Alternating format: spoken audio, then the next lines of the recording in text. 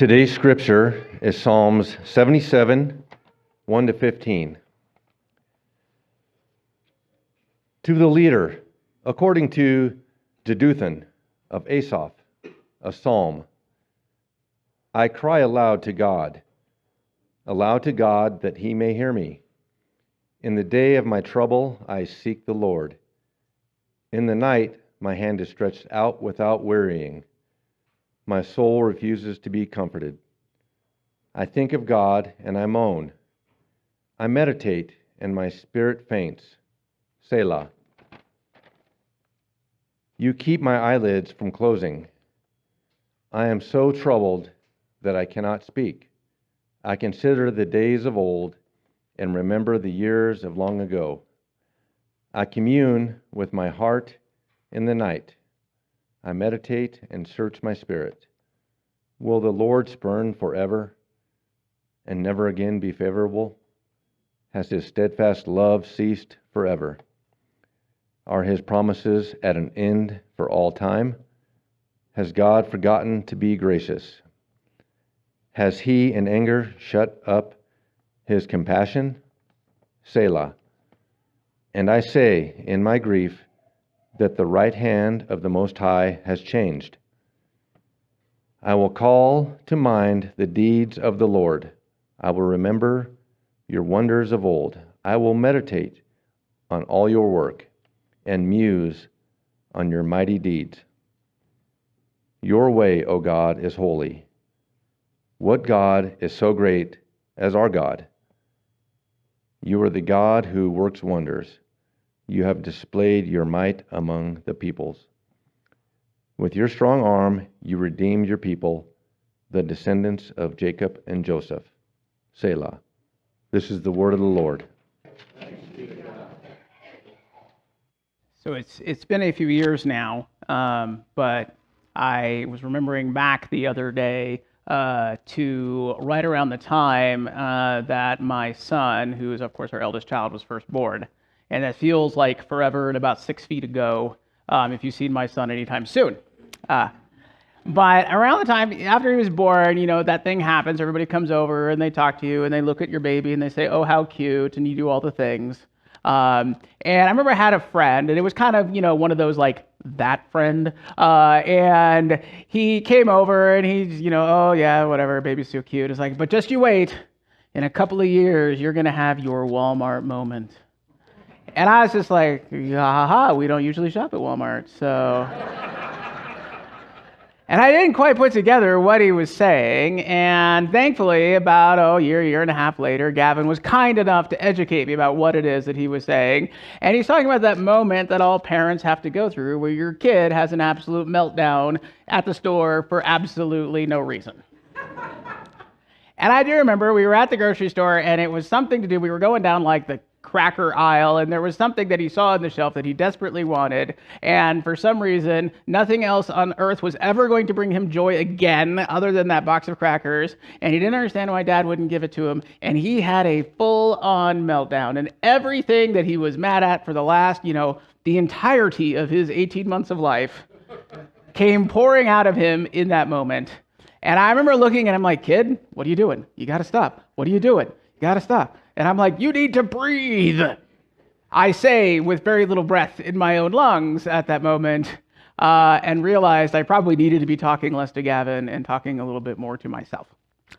And so I managed to pull myself together while Gavin was showing no signs of doing the same thing, and realizing you kind of had a couple of choices. We could either stand there in this one aisle in the grocery store for the rest of our lives, or we could just keep going. And at a certain point, I just said, forget it. And so I just pushed on, and here he is, flopping all over the place, having a meltdown as I'm trying to get through the list as quickly as possible. Until I think we finally got somewhere over into the produce section. And I'm picking out some oranges, and I realize that I'm not hearing any screaming anymore. And I look down, and there he is. He's just kind of sitting there looking up at me and trying desperately to grab on to the orange I had in my hand. And I'm like, this you can have. And so I gave it to him, and he smiled real big. And then the rest of the trip was completely fine. And I had them, I'm like, well, what on earth was that about? But realizing asking that sort of rational question to a toddler is not a recipe for getting a reasonable answer, right? Because no doubt Gavin himself had no idea what it is that was all about. But for some reason, in that moment, that box of crackers was the most important thing ever. And I was the worst father in the planet who wasn't going to give him exactly what he wanted when he wanted it. And so he did what kids do, which is he threw a tantrum. Now, if you don't have kids or, whatever, then my guess is you've at least been in the store and seen this happen. And I will say the nice thing about being on this side of parenting, this happened the other day, it was at Hayes. There was some young lady throwing a fit about some cereal she wanted. And it was really nice just to smile and go, not my responsibility. Give a little nod to the dad. I'm like, keep it up. It gets better. And move along my merry way. I'm not saying that the author of today's psalm is having a temper tantrum, but he's kind of having a temper tantrum if you read what he's saying. Whatever is going on in his life when he is writing this, he obviously feels so overwhelmed by whatever it is, and it is probably, no doubt, more important than a box of crackers, I would think. But no doubt, he's having some kind of thing in his life. There is some sort of struggle to the point where he is asking all of these questions like, does God even know that I'm here anymore? Does anybody care? The world is ending. Oh my gosh. And he has a couple of lines in there that I really appreciate. One of them he says, I am so troubled, I cannot speak. He's basically saying, I can't even trust the words that will come out of my mouth if I say something right now. Now, the difference between Gavin at 18 months is he didn't know to just keep his mouth shut, right? He just let it go.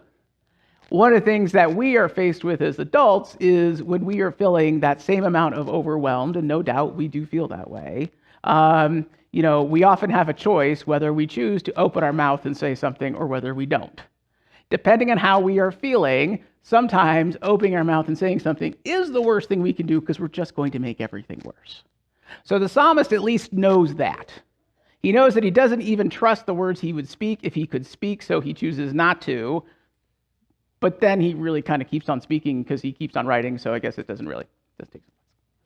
But he keeps on writing, and you can read, as we got about 2/3 through the scripture we read today, as he's writing this, woe is me, everything is awful, nobody loves me, God has abandoned me, everything's terrible. There's a pause, and that's what that Salah is, right? So that is basically a note to us as the reader that there is a pause there, or we are coming to the end of a section, and we are supposed to take a beat, right? And because we don't preserve the writing style of any of these things or anything like that, you can't really tell by how it's written. So the psalmists actually write in the pause. And so they write in that pause to basically say, here's the point where you take a breath. You take a breath and then recognize that whatever is coming after this is probably going to be different than whatever it is you just read. And of course it is. So the psalmist goes through all of his trials and tribulations and lists all his grievances to God. And then it says he takes a breath, and suddenly the tone changes. And he says, I will call to mind. He basically says, I will call to mind the great works that God has done. Before this, he has basically not been able to control quite clearly his thoughts and his feelings. He was overwhelmed by them. But when it changes, after he takes that pause and draws that breath, he says, I will call to mind. He basically is saying at that point, I will try now to take control of my thoughts. I will try to take control of what it is and where it is that my focus is. In many ways, he's saying, I will choose to be present now in a different way than I was before. That is the thing that we as adults learn to do that are the younger among us, our toddlers and youngers, don't yet have the ability to. It's not that we don't want to throw tantrums as an adult. I know you do. It's that we know, hopefully we know and recognize that we have another choice. So the psalmist says that to mind, and then he says, I will meditate on all your works. And basically saying is that instead of fixating, as I have been, on everything that is wrong and all the concerns that I have, I will instead choose to meditate on all of God's work, all of the places of God's blessing, all the things that have happened, everything that is good. The psalmist is making a conscious choice in that moment to change what it is that he is focusing on. He has allowed himself to go through the feelings that he needed to feel. He's allowed himself to have all the negative thoughts. He's allowed himself that little bit of pity party that sometimes we need to give ourselves. And then he says, I'm now from this point forward choosing to be and do and think a little different. Because indeed, we are at the end of the day in charge of what it is that we choose to think about, at least over time. There will come moments when we are simply overwhelmed by a thought or a feeling or an emotion, or we'll get some news that isn't good, and no, we just have to deal with it. But we don't have to stay there. We can eventually take over for ourselves. About a couple of years ago, I was invited by a friend who had rented a vacation timeshare in Hawaii, and I was invited to come and take some time there if I wanted it because he had a spare bedroom for a week. And normally it's not something I think I would have been able to do or would have thought about doing. But what that friend didn't know was that was coming at a time in my life where things were actually really, really hard. There was a lot going on at home. There was a lot going on. There were a lot of struggles that I was trying to work through. We were still kind of coming out of COVID, both here and at the school board work and all those sorts of things. And this happened in January. And if you don't know, once Christmas gets over, pastors are basically exhausted. And so in this moment of exhaustion, in this moment of tired, in this moment when it just felt like literally my world was in many ways crumbling around me, here comes this offer. And I think, you know what? I'm going to do it. And so I did. And for the first couple of days, you're getting your bearings and doing what you're doing and all those sorts of things and figuring out where things are. And I got to figure out where the Costco is. There's Costco in Hawaii. If you didn't know, there is. And all of that. And then about day 3, I was Googling up and I'm like, I wanted to go on a hike.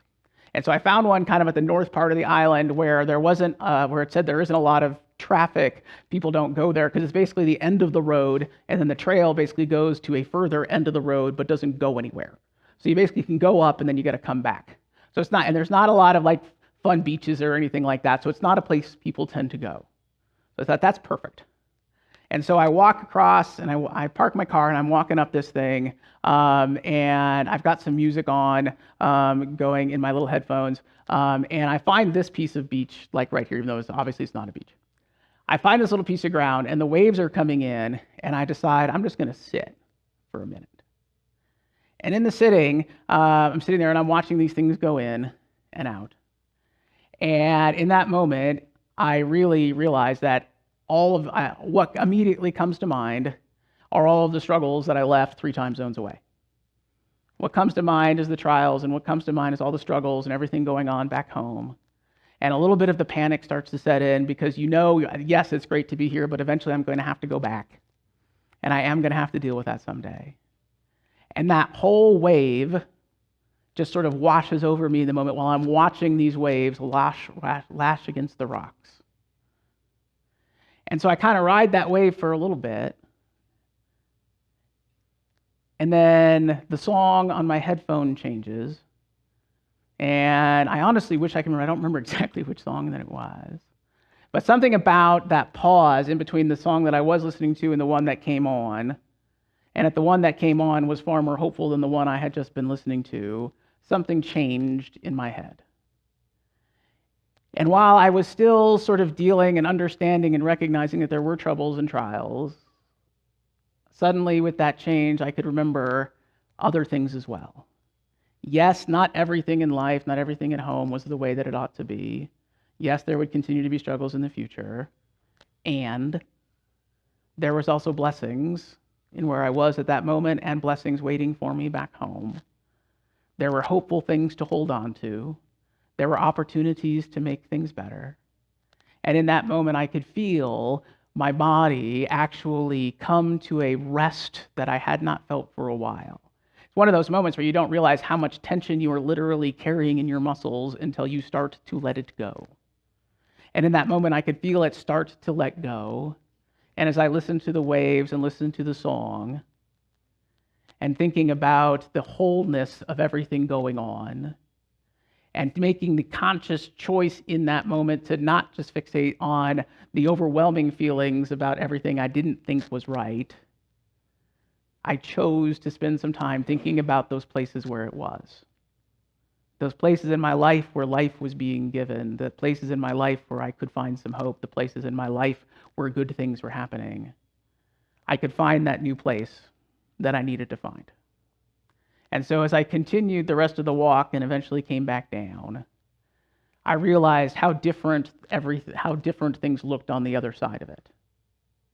There's something about taking that pause. There's something about putting myself in a place where my cell phone doesn't work and where I have nothing else to do but watch waves come in and out, where I could allow the wave that I was feeling to come over me, but then recognizing the fact that even though it did not have to and was not going to consume me. And instead, there was something else to hold on to. In fact, many other things to hold on to. And so I do think the me that went up the beach is different than the one that came back down. And it was all about that time. That probably wasn't more than about 20 minutes. But it's a time when I had nothing other to do in life other than sit there and watch the waves come in. We can't rely on being able to run away to Hawaii every time life gets hard. Or maybe you can, because you're better off than me. I don't know. But we can find time to take those pauses that we need to take, give ourselves the time to let the busyness subside, let us have that time to let our life go over us as it will, and then allow and then give ourselves that opportunity to take control of what it is we are focusing on and choose to focus on something else. Now, oftentimes when we talk about that practice, we talk about it in the terms that we call it meditation. And meditation means a lot of things to a lot of people. And oftentimes, for many of us, if you are not experienced or practicing the idea of meditation, it can sometimes actually even provoke anxiety, which is the exact opposite of what it's supposed to do. Because we have all these expectations and assumptions about what it is that means, right? What does it mean to meditate? And now, probably even more so than ever, because meditation has honestly become a product out in the world that can be sold to us. There is no end of apps you can subscribe to, or classes you can go to, or any of those sorts of things that will teach you how to do meditation the right way. Now, if those are helpful to you, if you found one of those that is helpful to you, if you want that kind of thing, absolutely do it. There's nothing wrong with it. However, we need to be conscious of not having too narrow a definition by what it is we mean when we talk about meditation.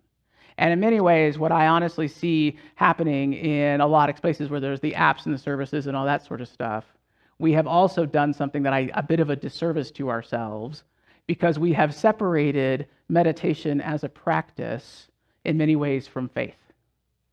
And when we talk about meditation here in the church, we are talking about it in the way that the psalmist talked about it, which means finding a place to take some time. And how we do that, and where you do that, and what's helpful for you to do that really is up to you. And whatever you can find, whatever way it is helpful to you to find a place to pause and reflect is okay. There is no wrong way to do meditation in the church. There is no prescribed way. There is no quote-unquote correct way. The only correct way is the way that gets us to where it is we are asked to go, which is to find a place and a time and an opportunity to quiet our minds of all of the busyness and all the things that try to consume us, and give ourselves a time to feel the waves that we need to feel, and have the time to redirect our thoughts and attention to the good that God has placed into our lives and the good and the blessing that surrounds us. because it is by focusing on that good and the blessing that we get through all the trials and the tribulations. It does not make them magically all go away by any means, but it does give us what we need to move through it. John Wesley, the founder of Methodism, was big into this idea that we needed to have this real, personal, important practice of faith. He wrote later in life, after his movement that he had started was very well established and was really truly becoming its own thing. He wrote later in life, he says, "I am not afraid that people called Methodists should ever cease to exist, either in Europe or America." He wasn't afraid we were going to disappear. But then he goes on and says, "I am afraid lest they should only exist as a dead sect having the form of religion without the power." Wesley was concerned we would become a group of people simply going through the motions, performing our faith for one another in the way that we thought we were supposed to or meant to, but that it wouldn't have the power to impact our lives in the way that God, through the Holy Spirit, clearly wants to. And for many of us, and in many life in the church, we've kind of ebbed and flowed in this, and there have definitely been periods in the life of the church where that has probably been true. There's probably been time in our lives, individually, where that's been true, where we're going through and doing the things that we've always done because we've always done them. Lent and this time we are given today is an opportunity to re-engage with our faith in maybe a new and different way, to recognize that there is power in the faith that we have, that the Spirit is still moving in each one of us and as us as a group, and that when we are hit by the waves of life that feel overwhelming, we can take a minute, recenter ourselves, and choose to focus our minds and our thoughts somewhere else. So to finish up my time today, I'm actually going to give some time back to you. And so what I'm going to do in a minute here is I'm going to invite you to take a minute and think about those things in your life that are causing you concern. Allow yourself to spend some time actually thinking about those places where you have concern for yourself or others. Let that flow through, and then choose to also spend some time thinking about the places where you feel God's blessing, where you feel God's life.